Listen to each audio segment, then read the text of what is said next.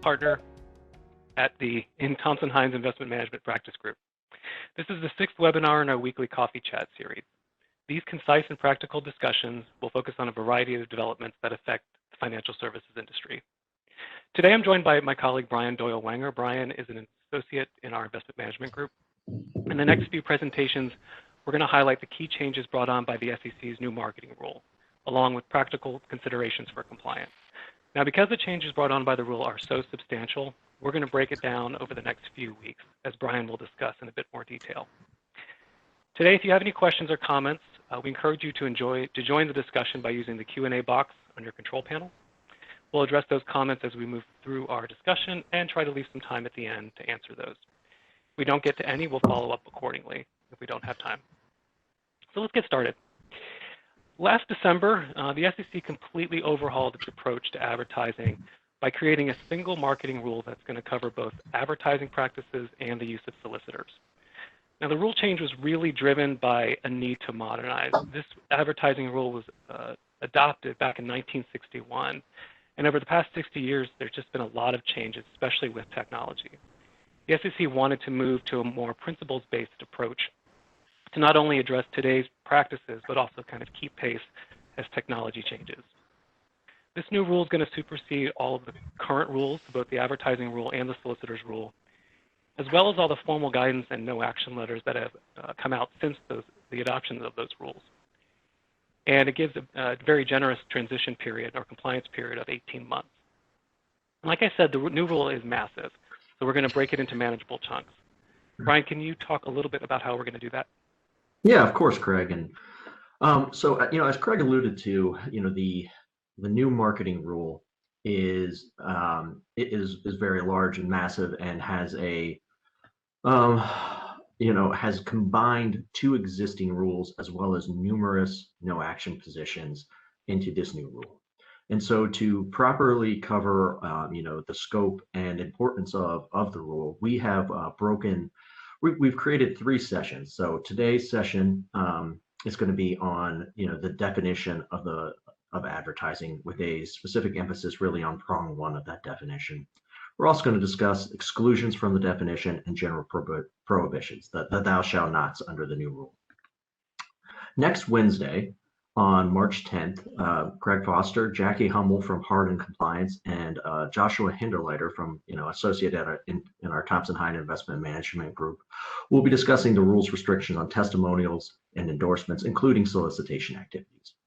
And then on Wednesday, March 17th, Mike Weibel, partner in our investment management group, will be discussing the rules restrictions on performance advertising. Like today, both of those additional webinars will be from 10:30 to 11 o'clock. So Craig, before we get into the new rule, maybe we can just start by reminding everyone about the current rules requirements. Sure. So as many of you know, the advertising rule under the Advisors Act is Rule 2064-1. Under that rule, an advertisement generally is defined to mean group communications that provide either analysis of securities or offer advisory services or do a combination of both. There are 5 prohibitions under that rule, 4 of which are very specific, 1 of which is very general. And as you may know, those prohibitions are the use of past recommendations, the use of testimonials, saying that a graph or a chart can be used to make investment decisions, offering something out as being free when it's not really free, and then finally the general prohibition, doing anything else that is otherwise misleading. So to make use of that rule, like I said, this rule was originally adopted 60 years ago. There's been a slew of no action letters that give more meat to let us know how to comply with that rule and soften some of those specific prohibitions. So for example, the SEC, when it decided it didn't want folks using past recommendations back in 1961, was that they were worried about cherry picking. Advisors would go out and just tell people about the very profitable recommendations that they made and leave out the ones that weren't so profitable. And so since 1961, we now understand that through the no action letter process, we now understand that advisors can post or advertise their past recommendations if they tell folks their entire list of recommendations over a set time period. And the reason for that is that it really reduces the risk of cherry picking when you're forced to include both profitable and less profitable recommendations in your advertisements. But like I said, the new rule is going to supersede all those letters and give us a more fulsome definition of advertisement. So Brian, can you tell us a little bit about what that definition is? Yeah, of course, Craig. So, as Craig alluded to, the new definition of advertising is broken into two different prongs, conveniently called prong 1 and prong 2. So today, again, we're going to focus primarily on prong 1. So prong 1, under prong 1, an advertisement is any direct or indirect communication an advisor makes to more than one person or to one or more persons if the communication includes hypothetical performance that offers the advisor's investment advisory service with regard to securities to prospective clients or investors in a private fund advised by the advisor, or offers new advisory services with regard to securities to current clients or private fund advisors. So that was kind of prong 1 is a little bit of a lengthy definition. So with that, we're going to break it into some more manageable chunks. So to start off with that, the first part I want to focus on is any direct or indirect communication. And kind of the background for this was, as we've mentioned earlier, that, advertising practices have changed and have continued to evolve, and that the staff of the SEC has recognized that, advertising now involves the use of third parties, consultants, in addition to, advertising in a whole host of forums, let's start off with, direct communications. A direct communication is pretty straightforward. That's a communication made by an advisor directly to investors. Indirect communications is really where some new concepts are introduced, as well as a test of adoption/entanglement. So some examples of indirect communications are statements, provided by an advisor for dissemination by a third party, or information generated by a third party that the advisor then, distributes. Additionally, there's information, about an advisor's services that are produced by a third party included in a third party's materials. So under this new rule, the SEC, advisors have to be concerned about when is third party information attributable to an advisor, such that the advisor would be subject to ensuring that communication complies with the rule. And so the SEC has outlined a test, and that test is that it's an analysis of facts and circumstances, really to determine whether or not an advisor has explicitly or implicitly endorsed or approved information after its publication. That's really the adoption test, or to the extent which the advisor has involved itself in the preparation of information. It's the entanglement test. So, the rule outlined a couple, fairly straightforward examples of adoption that, that advisors should consider. So, if an advisor incorporates information it receives from a third party into his performance advertising, the advisor has, adopted that third party content, and the third party content will be attributed to the advisor. An example of entanglement outlined in the rule is that, if in a third-party communication, if the advisor involves itself in the preparation of the information, such that it has made edits, comments.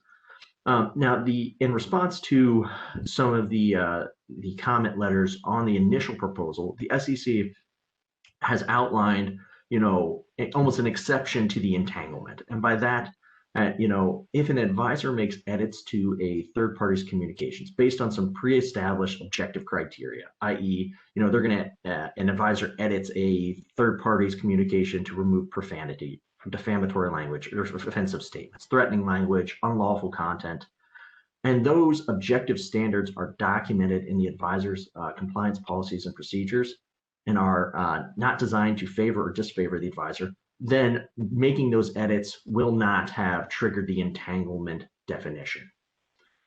So the other key portion of the definition that we want to focus on is the one-on-one communications. So the new definition under prong 1, for the most part, adopts the existing standard, mostly. So by that, the rule excludes one-on-one communications, and it retains the more than one language under the current advertising rule, unless that communication includes hypothetical performance that is not provided in response to an unsolicited investor request or to a private fund investor. So again, It mostly includes it, but it does, under certain circumstances, capture communications to one person. And a couple things just to highlight under this is that, the one-on-one exclusion applies regardless of whether or not the advisor makes the communication to a natural person with, an account or multiple natural persons under a single account.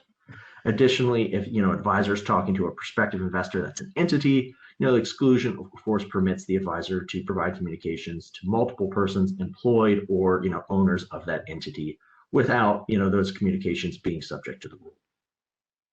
And the final thing that we'll briefly touch on here is that the second prong of the definition of advertisement is the paid testimonials portion, and that is simply that any endorsement or testimonial for which an advisor provides compensation directly or indirectly that is the second portion of it. So that portion there's a lot to cover underneath that. As I alluded to earlier, on March 10th, we are going to have a separate webinar purely on prong 2 regarding the paid testimonials. So after painting with a broad stroke, the rule goes on to specifically exclude certain items from the term advertisement. Craig, what type of things escape the rule? Yeah, so there are kind of two sets of exclusions under the rule. One are the formal exclusions that are given to us by the letter of the rule, and then there are some de facto exclusions that the SEC has also included but did not put in the rule. Instead, they explain it in the release because they are related to the kinds of things that are explicitly excluded under the letter of the rule. So the formal exclusions, the first one are any extemporaneous, and extemporaneous means not prepared, live oral communication. So as long as you're not being paid to make the statement, because those would be covered by the solicitor rule, as Brian said, we're going to talk about those later, you're not going to be falling within the definition of advertisement. An example of this kind of thing would be if you have an individual representative from your firm on a podcast or a TV spot, and they say something that's not prepared. That's not going to be an advertisement. Information in regulatory filings will be excluded. Now, the key thing here is that it's only the information that's there to satisfy content requirements. The SEC says, for example, we understand we've asked you, advisors, to put in your brochure a lot of information about the services you offer, the fees, and that kind of thing. And so and you have to distribute those to a lot of people. So we're not going to call that advertising. Now, that doesn't mean you can go out and put things that are not required to be disclosed in your brochure that advertises your services and say, hey, this is in my brochure, it doesn't count. So as long as it's there to satisfy content requirements, you'll be okay. Finally, communications that include hypothetical performance, but this is a pretty narrow exclusion because it's only if it's in response to an unsolicited request or if it's made one-on-one to a private fund investor. So the SEC kind of decided that here we have lower risk with hypothetical performance, but only in these very, very narrow windows of unsolicited requests or one-on-one to private fund investors who tend to be more sophisticated. In the release, we also get some exclusions that are de facto. So like in a brochure, information in a private fund's PPM about offering terms, objectives, and risks, those things won't be included as advertisement. That's information that's required by the securities laws. Account statements and service communications that advisors give to current clients and investors, because that's part of your operations, and even though it's a broad communication, the SEC didn't want those to be included either. Now, of course, if you're including in your account statements information about new or additional services that might be interesting to the client, that's going to be advertising. Other things that the SEC wanted to keep out of the definition were general educational material, general market commentary, and finally, kind of a tricky one is brand content. So as long as you're not providing any services, the mere presence of your brand on a document or an announcement will not be considered advertising. So think of an example where you're at an event, like a gala or something, and an announcement is made that this event is brought to you in part by ABC Advisors. So as long as you're not saying more about the kind of services provided, that kind of thing will not be included in the definition of advertisement. So we have these specific exclusions from the definition of advertising, but the rule also lays out some very general prohibitions on specific activities. And Brian, would you mind walking us through those? Yeah, of course, Craig. So before I get into the actual specific general prohibitions, as Craig, mentioned at the beginning of our presentation here, that, the SEC under this new marketing rule has adopted a principle-based approach. So these now prohibitions are going to, of course, replace the four prohibitions under the current advertising rule. In addition to that, for all of these general prohibition, intent does not matter. Negligence is sufficient. And then furthermore, these prohibitions are in addition to the Advisors Act anti-fraud prohibitions that already govern communications by advisors. So let's get into the thou shall nots. So the first thou shall not is include any untrue statement of a material fact or omit to state a material fact necessary in order to make the statement made in light of the circumstances under which it is made not misleading. So an example under the rule for this is, it would be misleading for an advisor to compensate a person to refer investors to the advisor by stating that the person had a positive experience with the advisor. Naturally, this is misleading because the person is not a client or a private fund investor of the advisor. So, of course, to avoid making that statement misleading, advisors should consider, disclosing that the experience doesn't actually relate to any advisory services. The next thou shall not is, thou shall not include a material statement of fact that the advisor does not have a reasonable basis for believing it will be able to substantiate upon demand by the commission. So first off, the substantiation requirement only applies to matters of material fact. Material fact, includes performance certifications by the PM, by stating like if an advisor has certain certifications, whether it be, a series license, whether they're a CFA, you could probably find numerous examples of this. Of course, opinions are not material facts, so no substantiation is required. So under this, an advisor will have to demonstrate a reasonable basis by making, generally by making a record contemporary with the advertisement, make a record that will, demonstrate the basis for the belief. The next thou shall not is, you include information that would reasonably be likely to cause an untrue or misleading implication or inference to be drawn concerning material fact relating to the investment advisor.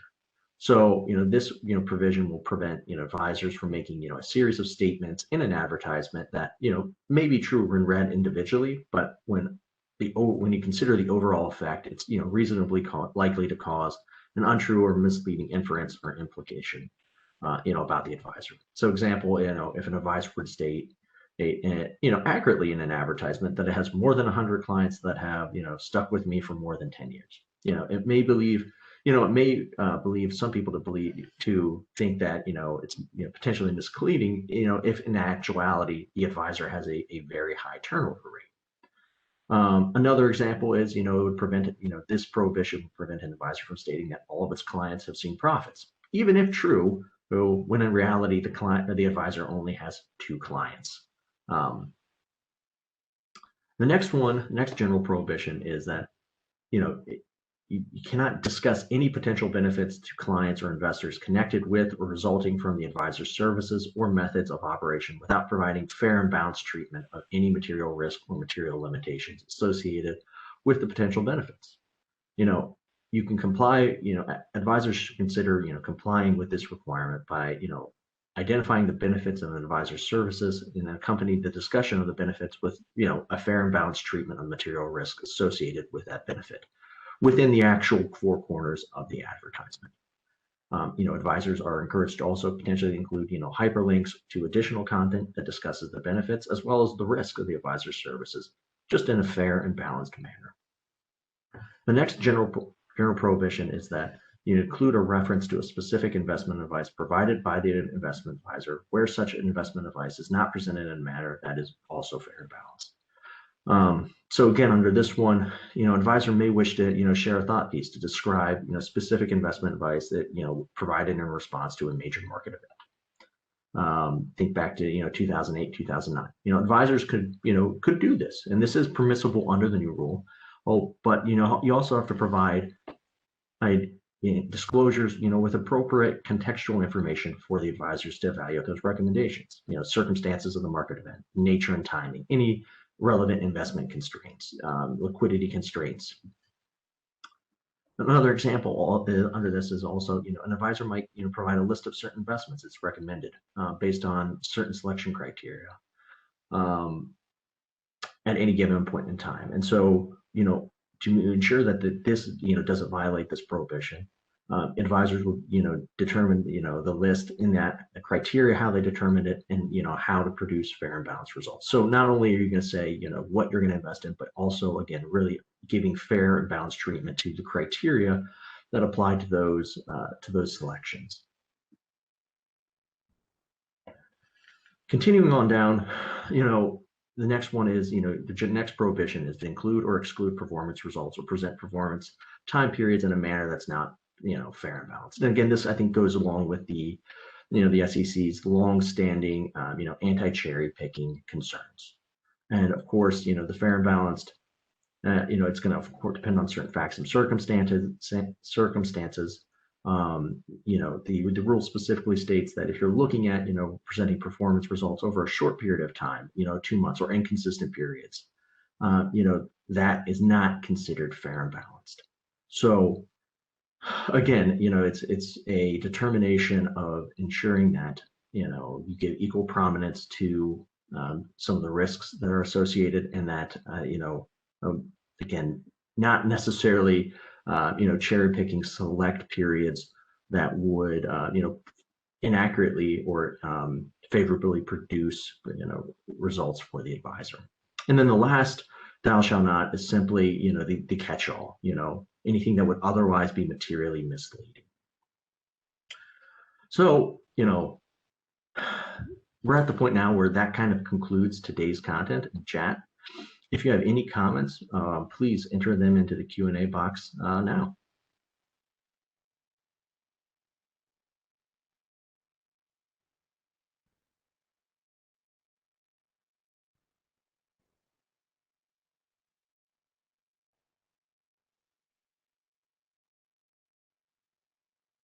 While we give folks just a couple minutes to see if they have any questions, one thing I would add is just that while we have a lot of new requirements, at least they seem new, it's important to remember that most, if not all, of these requirements are in place in one way or another currently through the no action letters and guidance that the SEC has given. And so while it seems like a lot of new things to learn, I imagine that to the extent you're advertising, you're going to be falling within the guidelines anyway, because again, what the SEC wanted to do was to take all of the guidance that they gave and put it into this new rule. And what you can see here, especially through the prohibitions that Brian just went through, are really the SEC's way of telling us what really gets their goat and what you really need to be mindful of when you're creating advertising content. But again, these are not new concepts. They all kind of go back to what was considered misleading, but now they're just kind of repackaged for you.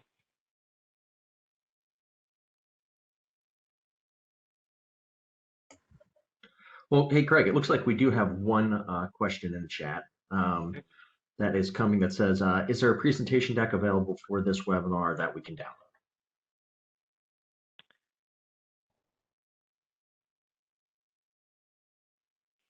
We'd be happy to make an outline of the presentation, but we don't have slides here in an effort to kind of make this more informal and more of a conversation. But we're happy to make an outline of today's topics available. Additionally, Craig, I also see that we have another one that came in that says, do you think a lot more documentation will be required to show that you are compliant?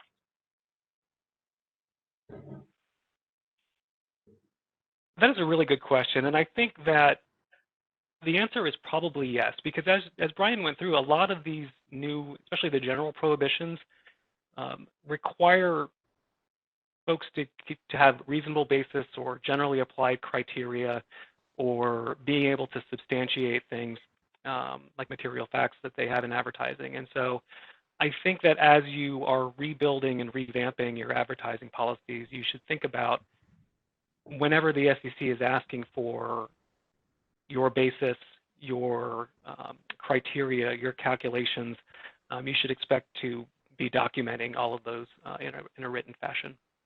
So it's a great question. I imagine that, yes, it's probably correct to say that more documentation will be required.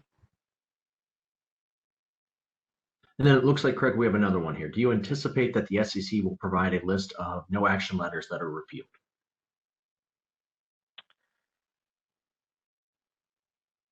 I will get back to the panelists on that, and we'll include that with our formal outline. I believe they said one way or the other, but I don't know. I mean, I think that they will, but I want to confirm that and not just speculate.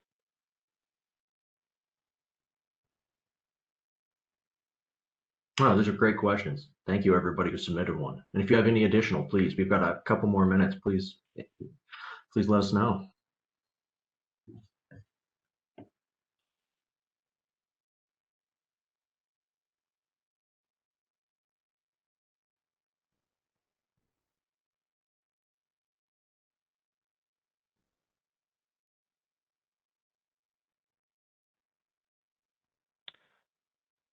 Not seeing any additional ones. Just want to let folks know that our next coffee chat will be hosted on Wednesday, March 10th. I'll be back again. I'll be with my colleague Josh Hinderleiter and Jackie Hummel from Hardin Compliance. We're going to talk about how the new rule will change advisors' approaches to the use of testimonials and endorsements, and including paying for those testimonials and endorsements in a revamp to the solicitor rule.